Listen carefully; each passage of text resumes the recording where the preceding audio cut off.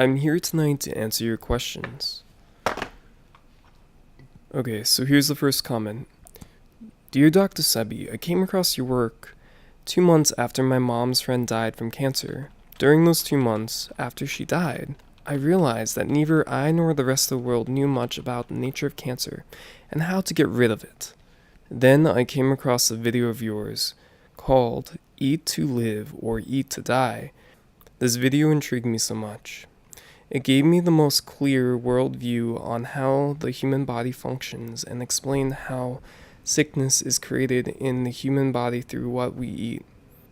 Thanks for all the info. Okay, so next comment. Jack wants to know what I think about inflammation. Inflammation is the cause of all disease. The cause of inflammation is a buildup of things like plaque and mucus in the body. So to cure a disease, all a person has to do is drain the inflammation from the body.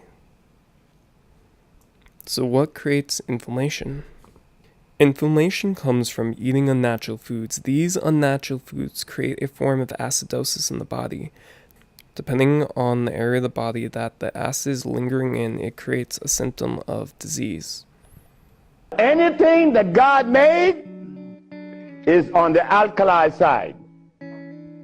Why? The molecular structure is complete.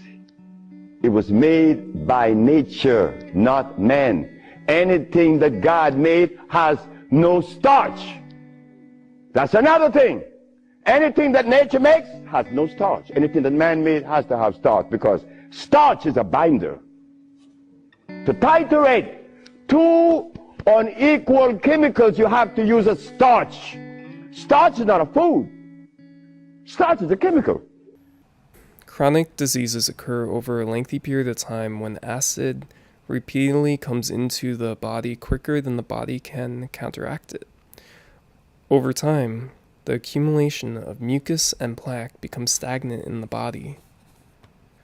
So how do you treat people with chronic diseases? And what else can I do to help her? Alzheimer's.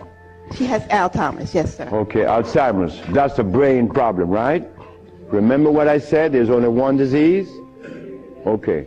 When you have mucus in the nasal passage, it is sinusitis. When you have mucus in the bronchial tubes, it's bronchitis. When you have mucus in the lungs, it's pneumonia. But now you have mucus where? For you to have Alzheimer's, where is the mucus?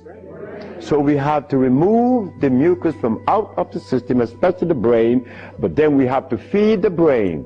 That's where biochemistry comes into play. The brain.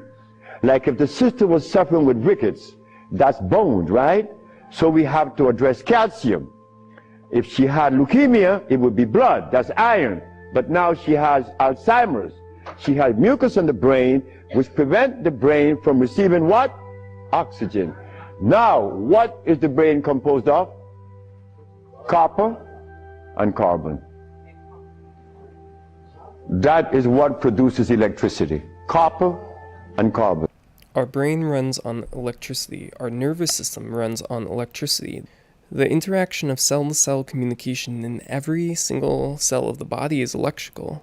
Battery acid, which we use to transfer electricity, is not acid at all, it is alkaline. It is actually extremely alkaline. It is only in an alkaline environment that electricity can flow. Our body is a hydroelectrical system which runs on hydrogen, oxygen, and carbon, and plant-based minerals. It is minerals that promote electrical signals to generate in the body. Red blood cells use iron to carry oxygen in the bloodstream. Copper promotes electrical signals in the brain. Sulfur affects the lungs. Every mineral affects a different part of the body system of operation to promote electrical generation. So is it possible to get too alkaline?